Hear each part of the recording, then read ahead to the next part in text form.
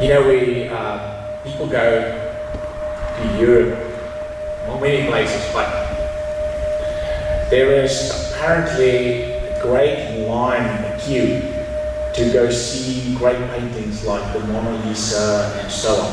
And apparently it's quite disappointing when you get there because the glass is so thick you can barely see her.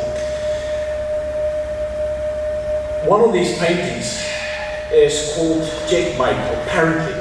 There's a painting up in one of those walls, in one of those palaces or wherever they are, and the picture or the painting is about two people playing chess. One is the devil, and the other one is a man. And the devil is grinning from ear to ear because he had this man cornered. The title of the painting was Checkmate. Now, before I go on, I thought myself, everybody knows what checkmate means. Checkmate is a gesture where if you're out of moves, your king is in check, and you can't get out of it, it becomes checkmate. So you lose, that's it, game over. Now the title of the painting, Checkmate, indicates that the game is, like I said, over. The opponent is virtually out of moves. That's what checkmate means. It means that there is no moves left. Game over.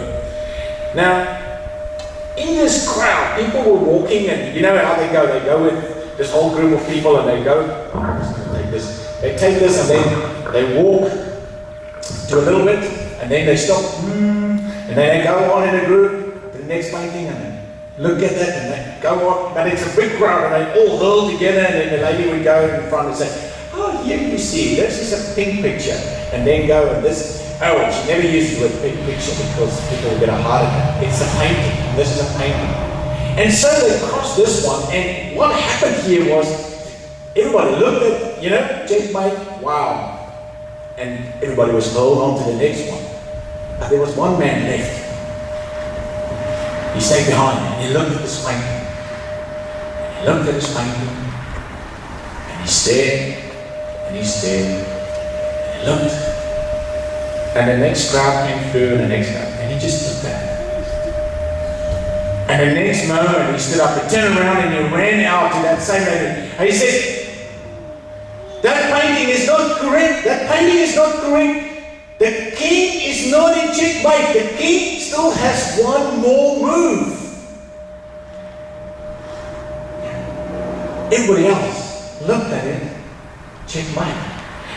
But this guy happened to be a chess champion, and he looked intently, and he was thinking, is this really checkmate? And he was excited about the fact that this painting is not virtually checkmate. It is, the king has one more move. How glorious is that? And this is what it's about this morning. This morning is about the joy of saying that King has one more move. You know, you and I sometimes feel checkmate. How many of you ever felt checkmate? How many of you are feeling checkmate right now in terms of finances, health, all those things? It's like, I am with my back against the wall, there's nothing else, there's no way out. I'm out of moves. There is no other way out. I can testify in my life. Many times I've been to a point where I say, "Lord, now I do not know." And many of those happened over the last year, where I just like, wow. Even currently, it's like, "Lord, I don't know what to do next. What is my next move? Is there a next move? What to do?" But before I go on, because I'll get to that first part, because that's so joyous, is that there is a flip side to the coin. In many sermons and many teachings that I've read, I think the flip side sometimes gets neglected. And I'm just saying, it's like a vinyl. Who can remember vinyls? You know those, my kids. But it's got a side A and B. But it's still one vinyl. You would get a coin, and whether it's heads or tails, it's still the same coin. And the reason I'm saying that is sometimes we will get to this point, and I will tell you now, you'll understand in a moment why I say I'm going to look at the flip side of the coin. But let's look at the first side. And it is actually amazing. There is one more move. This morning, I want to say the first part is, if you feel you're checkmate, remember that the King has one more move. Can you believe what I'm saying? Can you believe that even where you stand, where many millions of people have stood in front of that painting, even the painter was convinced that when he painted that whole setup with that chest, that the King was out of moves.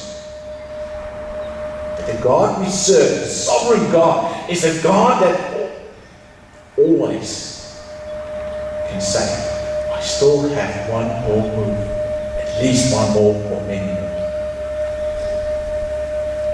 Let's look at this woman. I think it has been preached over so many times, but it's quite an interesting situation, because you see, the reason we read from chapter 7 verse 45 is that for us to understand how we can see that God has one more move and how the King has one more move is the fact that they were out to get Jesus.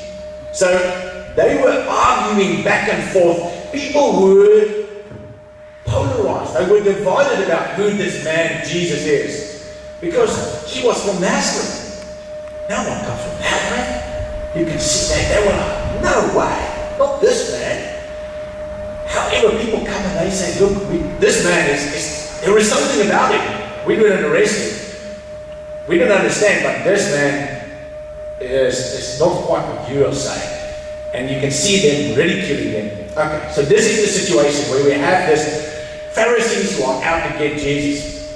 And Jesus went and was in solitude, and he went back into the synagogue in the temple, and he went back to teach.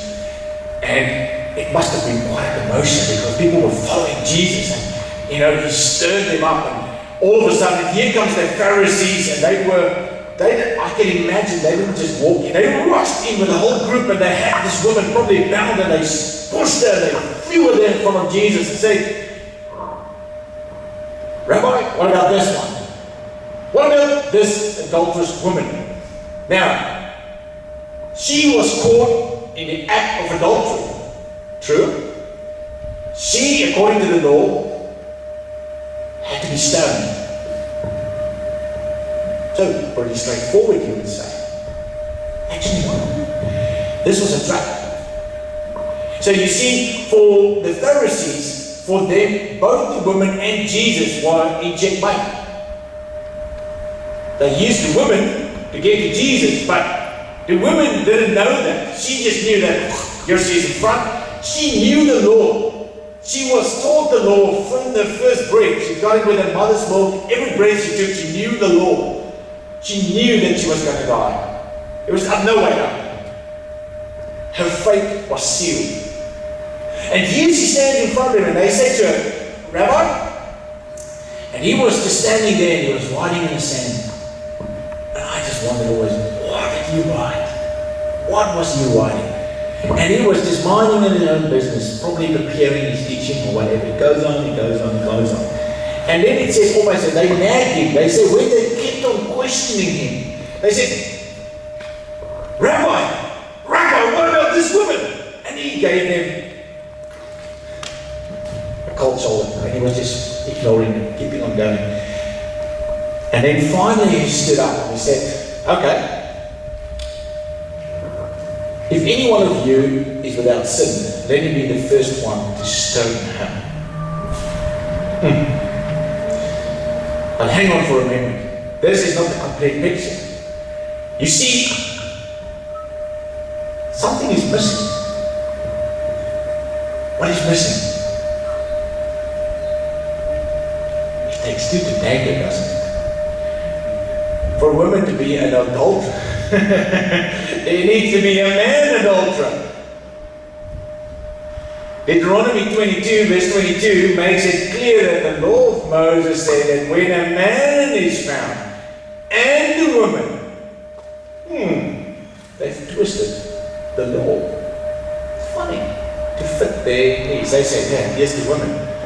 But one of the things I've discovered lately, and I mean, this is my opinion, and anyone can differ from me.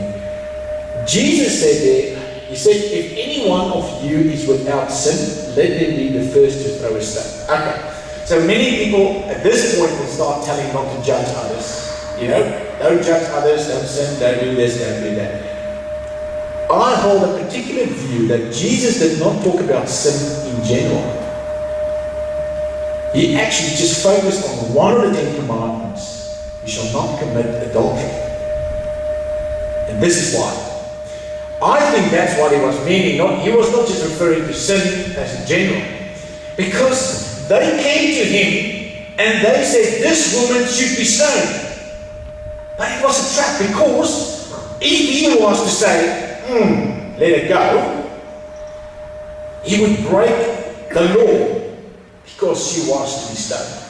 That, according to the law, she broke the law, she was to be stoned. So they could make him out as a heretic and someone that doesn't uphold the law.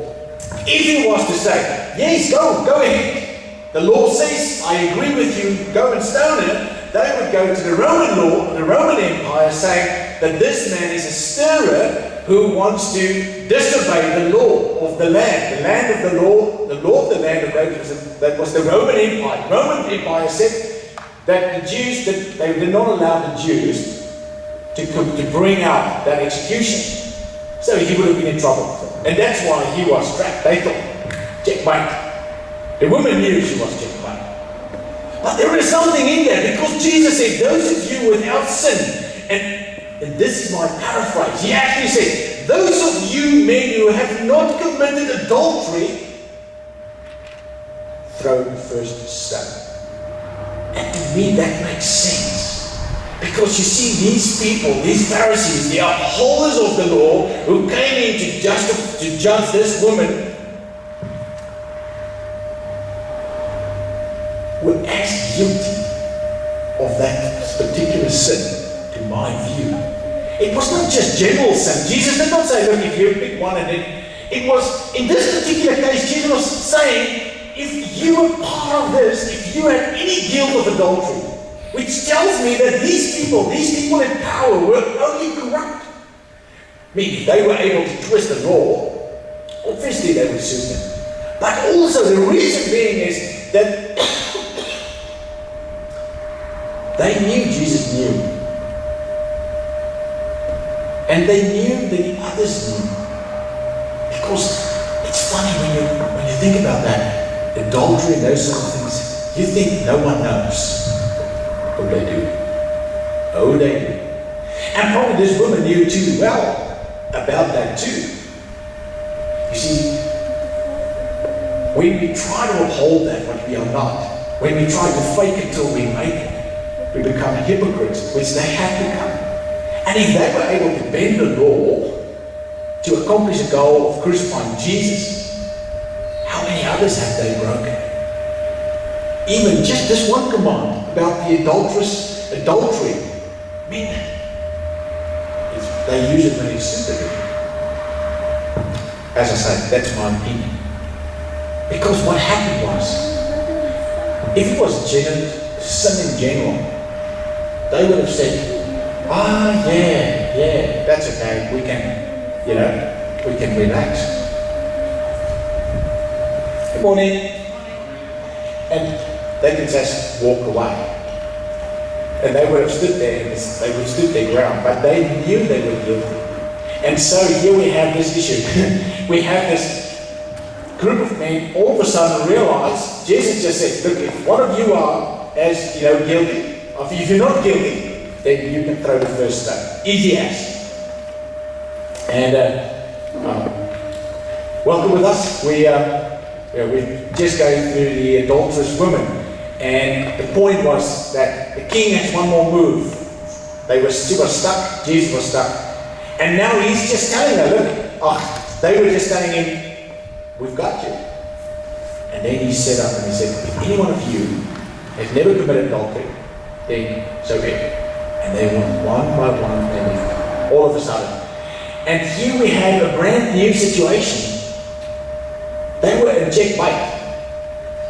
Imagine you with a woman there, standing there knowing that, this is it. And then finally Jesus went down and stroked him and looked up and he said, hang on, where's all the people gone? It's just you and me. And then she said, yeah, they're gone. And no one stoned you? No one brought you to Jesus? Oh, everybody left. Now, that proves to me that the King always has one more move. It proves to me that even in the darkest, even in the most difficult of situations, like the painting, the King always has one more move left. The God that we serve see opportunity where we see endings. He sees beginnings where we falter, where we say, look, Lord, this is it. I can't do no more. I'm done. I'm trapped. I'm trying my best. I'm doing this. I'm doing that. I mean, just think about finances, your health. You're trapped in a single life. Where to go? God always uses everything to the greater good. And this is where trust comes in. And this is where we see now, and that is a great part, because, and many times people would envy it, they would say, yeah, God just saved the day, He's the King that can always help us in our need, and always in His great good, the King has one more move. And I was almost tempted to stop there, saying, well, let's send everybody home feeling good, feeling great. Yes, I serve a God, I've got one King, the King has always had to move there. But you know what? As I said from the beginning, is that there's a flip side to this coin or vinyl plate. Unfortunately, you can't turn the CD around it. One more move. It goes on to say there.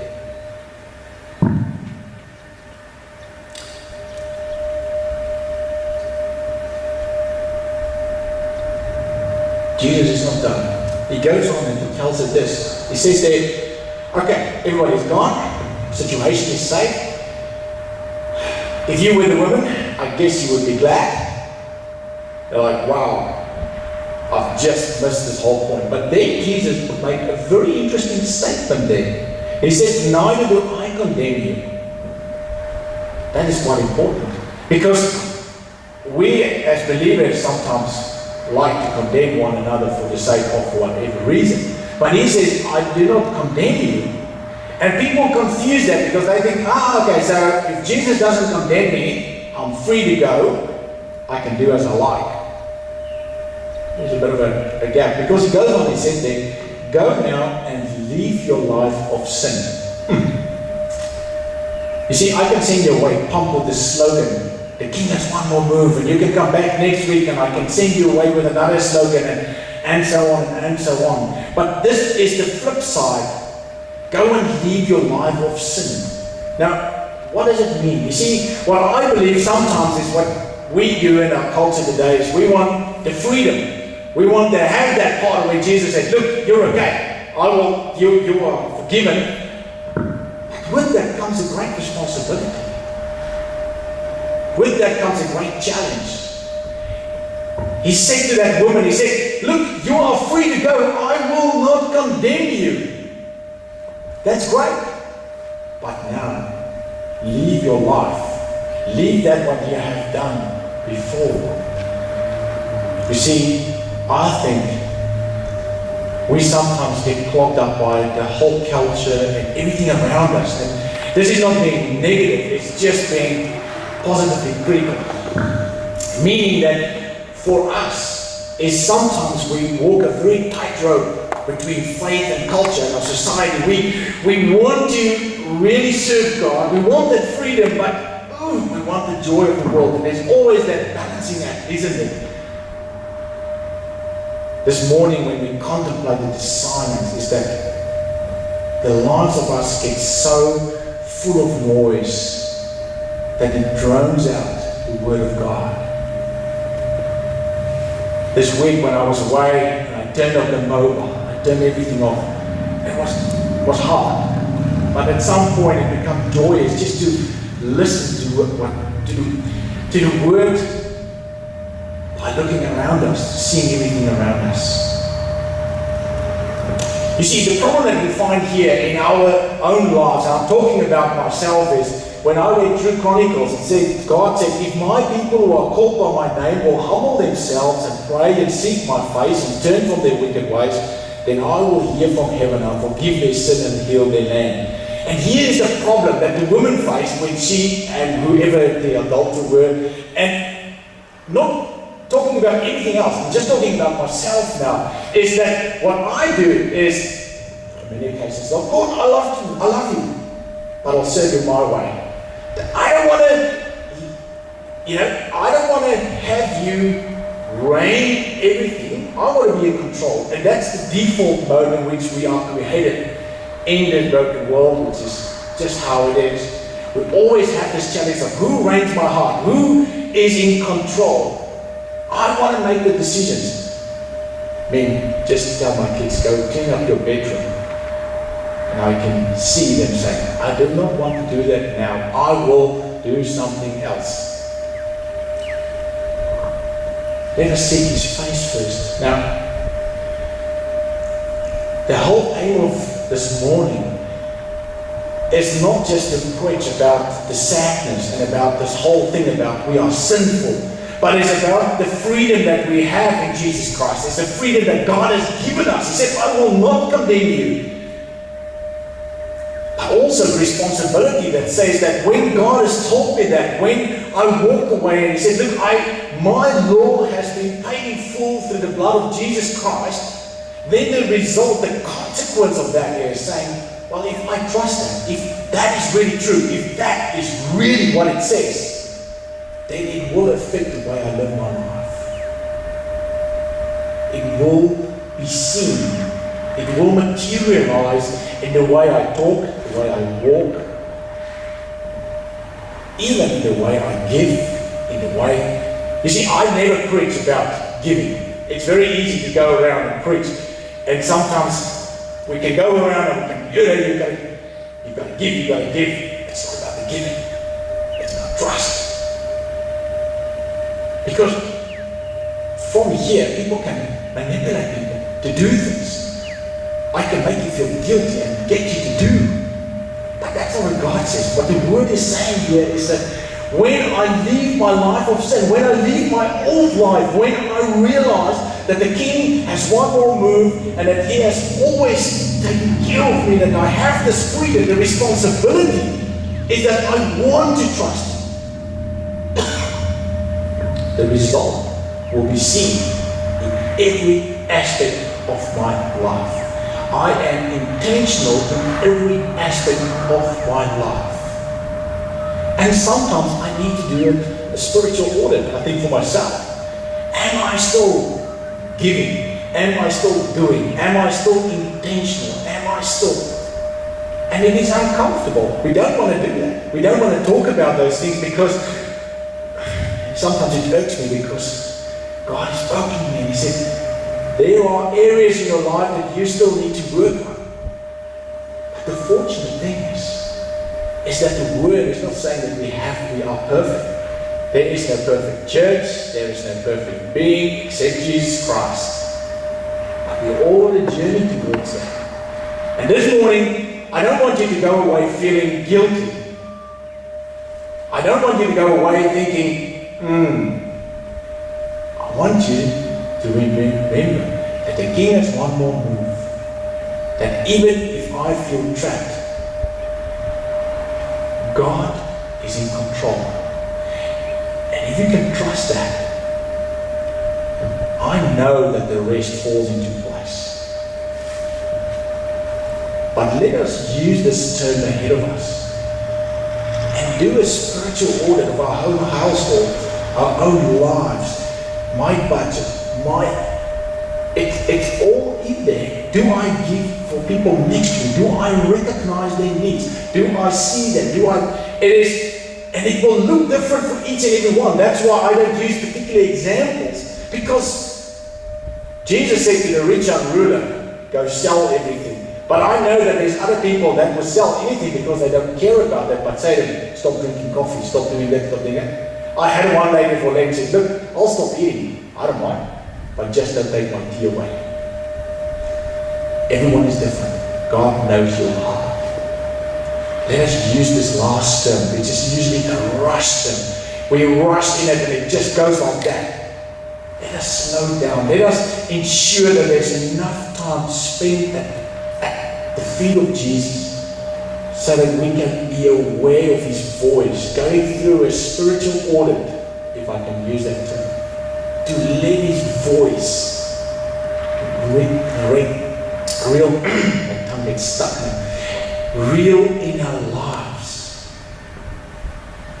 Elijah did not hear God in the thunder, the storm, or the fire. It was in the whisper of the wind. This morning I want to leave you with the words, the King is one more move. Lord, I thank you. I thank you that you are a God that has created us, that there is no one else like you, and that no matter where we are, no matter who we are, we may know that even if we feel that everything is checkmate, that you still have one more move. I pray that we will renew our trust in you, that we will renew our faith, not that we've become fallen away, but sometimes, Lord, we move and we're busy, we do this. Let us use this term ahead of us to draw near to you, to seek your face as you have asked us, to surrender my way to your way. Lord, the freedom that is in that you've promised us, is available if only we let go of ourselves first.